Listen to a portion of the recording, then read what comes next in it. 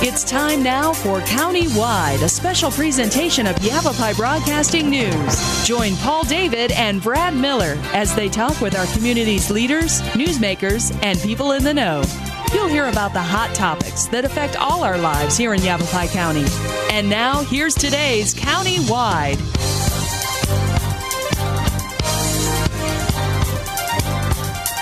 Well, good day, everybody, and welcome to the program. Brad Miller with you. It is County-Wide, and we're happy to welcome into studio. Welcome back into studio a guest that we've chatted with before and are very excited to talk to again today, and that is Ironman Grandpa Al Slusser. Can I call you that, Al? You certainly can. All right. Well, it's good to see you again today, sir. You've brought a guest with you. Mark Pelletier is the director. Can I say the new director? The new director. Pretty new yet. Yep. Still some shine on Mark Pelletier of the Old Town Mission in Cottonwood. Certainly, we've chatted with folks from the mission in the past. We'll do that a little bit again today, and if you're wondering how do these two guys come together, we'll explain that to you as well.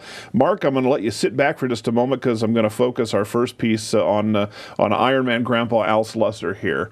He's the story today, and Al, again, we welcome you back. For anyone who's unfamiliar with this Cottonwood fellow, Al, how many pairs of shoes have you worn out in the last few years? Let me start it that way. I think I'm on my 9th pair right now. 9th pair of walking shoes. Al is the guy that maybe some of you have heard of, or if you've seen our program, listen to our news stories. Al is the fellow who has been walking coast to coast. He's done it west to east. He's done it south to north across our great country. And he's got reasons for doing that, and he didn't start until, I think, am I right, until you were in your 70s. I was 70 years old. 70 years old the first time you did this. So we're going to talk a little bit with Al Slusser today, Mark Pelletier in our second segment. You've written a book, too, and that seems natural.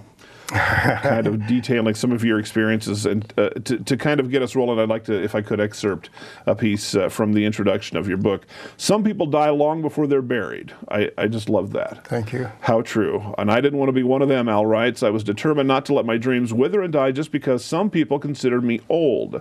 Since my teens, I dreamed of walking from sea to shining sea, personally viewing America at ground level. And in the next paragraph, you write, recognizing the window of opportunity was open, I stepped over the edge at the age of 70, walked from San Diego, California to Annapolis, Maryland. Less than a year later, did a second half from Key West, Florida to the U.S.-Canadian border in northern Vermont, some 5,288 miles in 343 days.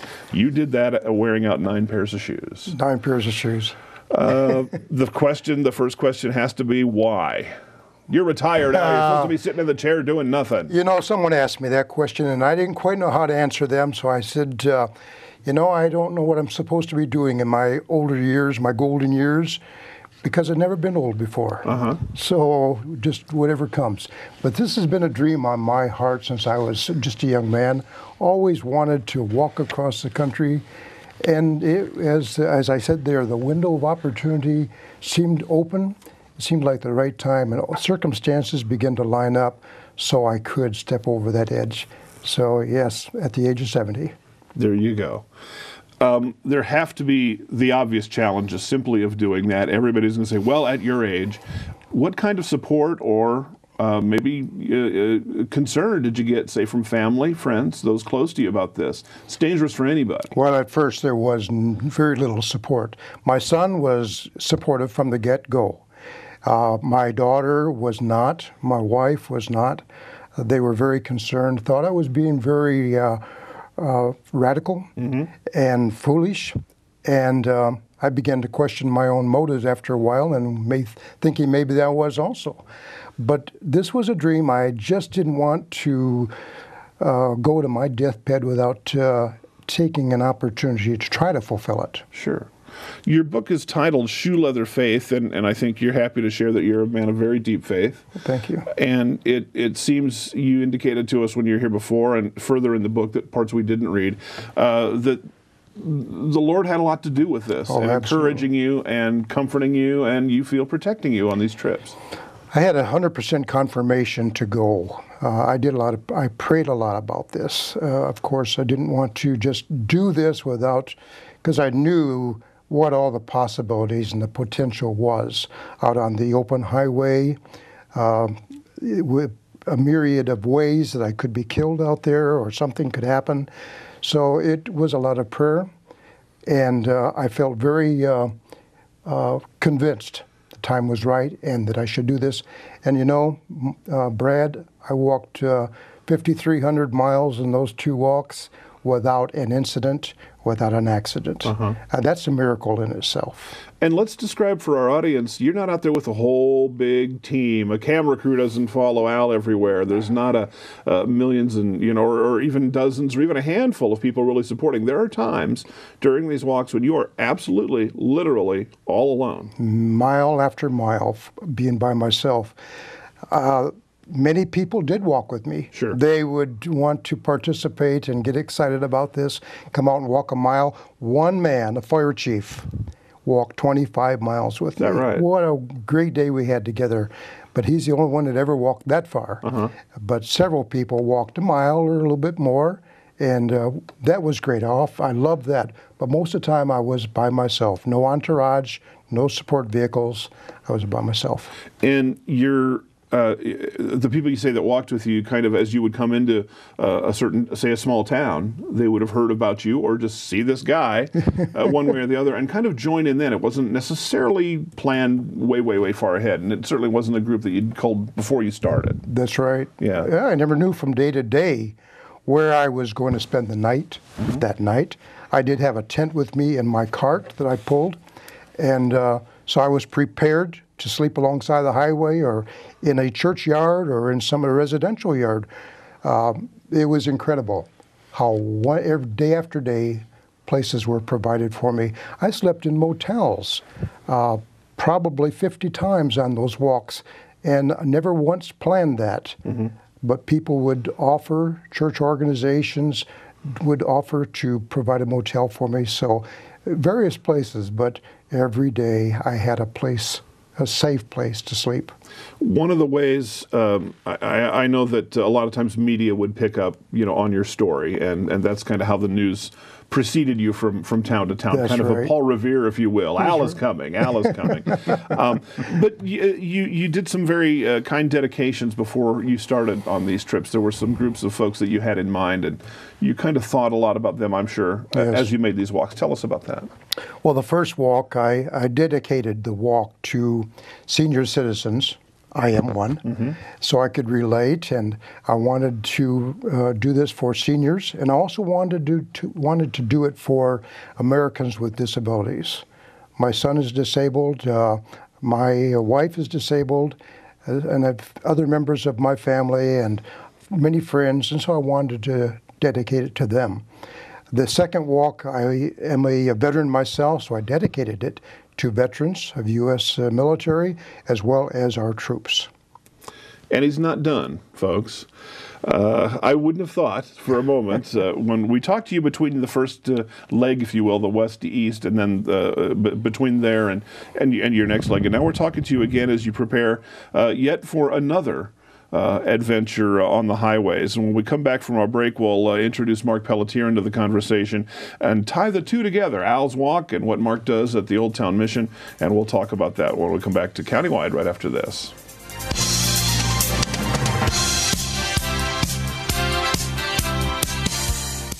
So I just moved in with this family, and it's embarrassing. The little one, he likes to go outside and crawl around in the giant litter box. I don't know what he's doing. I mean, I was born and I knew how to use the litter box. Look at that. That's disgusting. Oh, poop already. You're making me nervous. Oh, okay, I can't look at this anymore. I really hope he grows out of this, for his sake.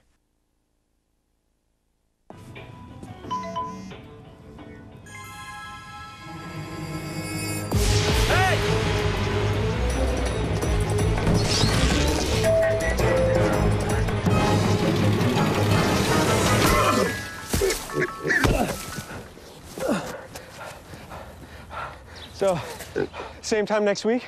Well, of course. Put away a few bucks, feel like $1 million. For free tips to help you save, go to Feed the Pig. I think someone at my friend's school has this thing called autism. My friend's brother's son has autism. My neighbor's son has autism. My son has autism. Autism is getting closer to home. Today, 1 in 110 children is diagnosed with autism. That's a 600% increase in the last 20 years. Learn the signs at autismspeaks.org. Danse, balance sur la cadence, ondule bien tes hanches, au bal du dimanche. Danse, que la fête commence. Dans ma belle... You didn't give up on sex. Don't give up on birth control either. There are more methods than you think. Find yours at bedsider.org.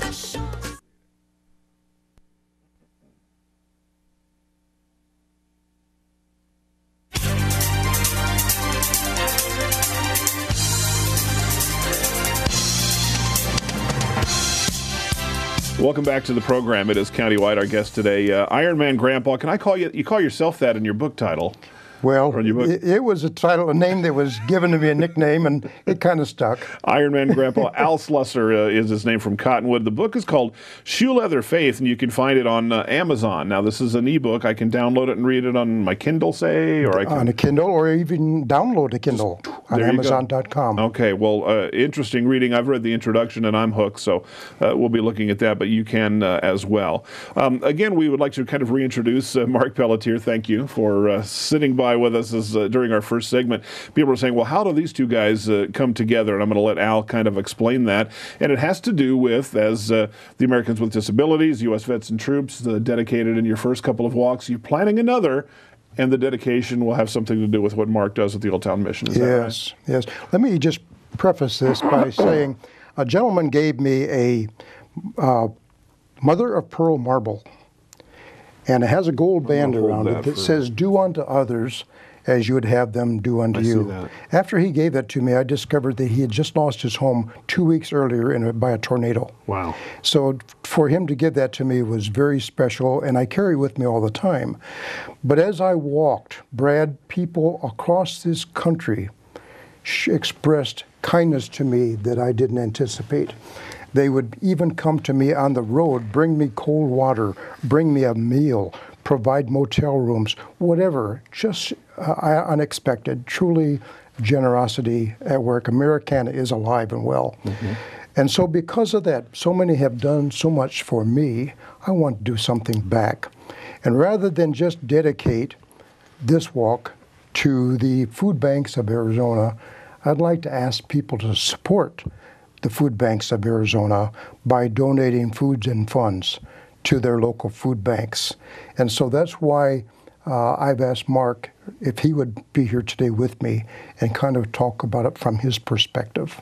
That's terrific, and we're happy happy to do that. Yavapai Broadcasting is involved in any number of food drives through the year, and I think most people would agree that there is certainly a need, a continuing need in our community, and whether that's here in Yavapai County or wherever you find it, the demand for food, especially for families that are struggling, and there's so many now. You think of young kids, and Al, certainly your dedication is going to go is going to be read very, very well by, I think, a good many people. Mark, this is your life's work. This is what you do at the Old Town Mission, largely. There are many, many things, and as we've talked with the mission, but I think many of us do consider this particular form of outreach is maybe among the most important at the mission. It really is our primary focus, and I've been doing this and things similar to this for the last 30 plus years. Mm-hmm. I'm fairly new to the Valley. I love the fact that I'm here, but when I arrived, I became aware quite quickly that the need was quite severe. That we have, in some parts of our community here, as many as 1 in 4 children who are what's called food insecure, which means they really don't know where their next meal is coming from. Yeah. So there are a number of wonderful people who have worked very hard over the years to provide food for those who are hungry. That's in the form of a number of local food banks as well as food distribution programs. And what we are most excited about is many of us at this point are partnering together so that we can provide more food to more people more effectively than we ever have before. Did you, on a previous walk, did you see something that specifically drove you toward supporting food banks? Well, you know, as I would walk through various towns, this happened both on the Coast to Coast Walk and the East Coast Walk, people from churches would ask me if I would accept food. from their food bank. Okay. And so I became acquainted with the various food banks as I would walk along this way. That was the seed. They kind of helped me keep my supply stocked in my cart with food from the food banks. Gotcha. And Mark, you've been doing this for a long time, as you just told us. This certainly has to be one of the more creative ways, is it? It's huge. You've got a senior citizen, and why does that word sound nasty? Does senior citizen have a negative connotation? I think to many people, perhaps it does. Certainly to you, it doesn't. You embrace it, and look what you've done, Al. Yeah. But you know what I'm saying? Certainly. I hope people don't see it that way, and Al is certainly a great illustration of why we shouldn't. Al would be the greatest argument against seeing senior citizens as helpless and dependent and immobile. He's my hero. Yeah. What he's doing just blesses me to no end. And it has been such a joy to get to know Al and get to know his heart regarding all of this. But I'm struggling to find a more creative way that someone has supported the cause of hunger. What he's doing is remarkable. Now, there are a great many other ways, and anyone who wants to get involved will certainly find a way to do it, the most obvious of which is volunteering at your local food bank. So whether you're in Sedona, whether you're in Camp Verde, whether you're in Cottonwood, or any of the smaller areas in this community, we need you. We need you as a volunteer. We need you to come down and help out by serving meals, by packaging up food, making it available to the hungry. We can't do it through paid professionals. Honestly, if we're going to help this community get over this problem we're having right now with a lack of food, with hungry people, it'll only happen because our friends and neighbors roll up their sleeves and dig in. You don't have to contribute by walking across the country. Al will handle that for us. There are many, many other ways that people can get involved. We have found that to be, Mark, very often the case where people think, well, I don't have much time, I don't have many resources. And it turns out that even given that, what they do have can make a strong contribution. Absolutely. If you can come down for as little as an hour a week, you've made a huge contribution.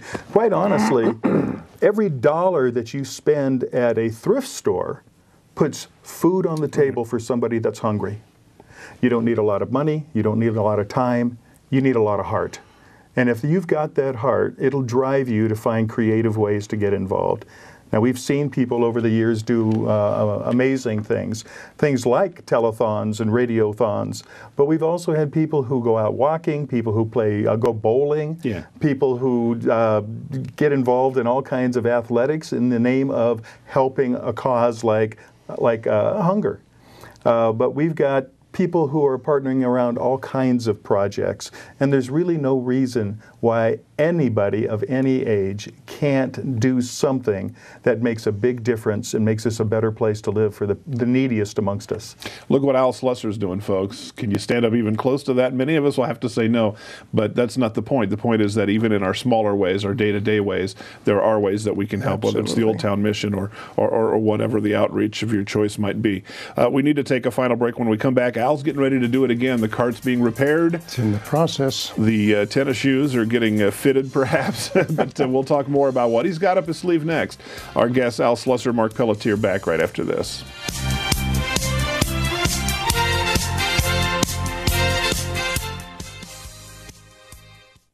So, I'm kind of new here, but I've noticed a trend. My human does this funny thing where she goes around and gets all my toys, and then she hides them in that basket by the door. But it's always the same basket, and it's always in the same place. And then she acts so surprised when I find them, but, she's putting them in the same basket again. It's like, hello, that's where you put it last time. You were the worst at hide and go seek.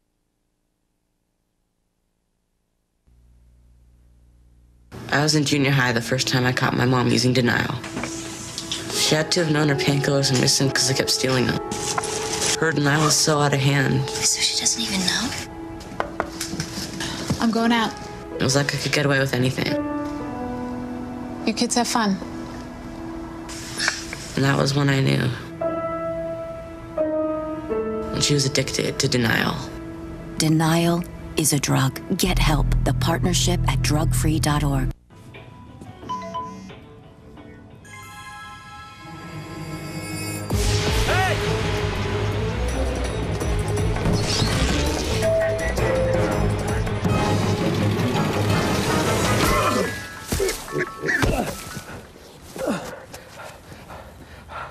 So, same time next week? Well, of course. Put away a few bucks, feel like $1,000,000. For free tips to help you save, go to Feed the Pig. Now, some action from the courts. Billie Jean King renewing her rivalry with Arthritis. First set, furious volley, and right to the net for a winner. Beautiful forehand there. Arthritis, stunned. And here, match point. Billie Jean with the ace, taking it in straight sets. Afterwards, a jubilant Billie Jean King. Tennis is a weapon for me with arthritis. There's nothing like it for me to hit a ball, run to the ball, anytime, any court. I'm ready. Let's go. What's your weapon against arthritis? Find out at fightarthritispain.org.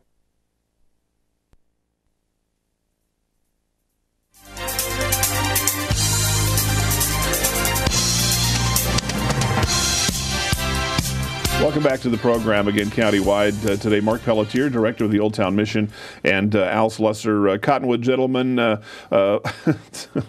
done many, many things in his career. You shared with us before that former serviceman, of course, now retired and doing things that many of us only sit and dream about, and too many of us probably could take part in.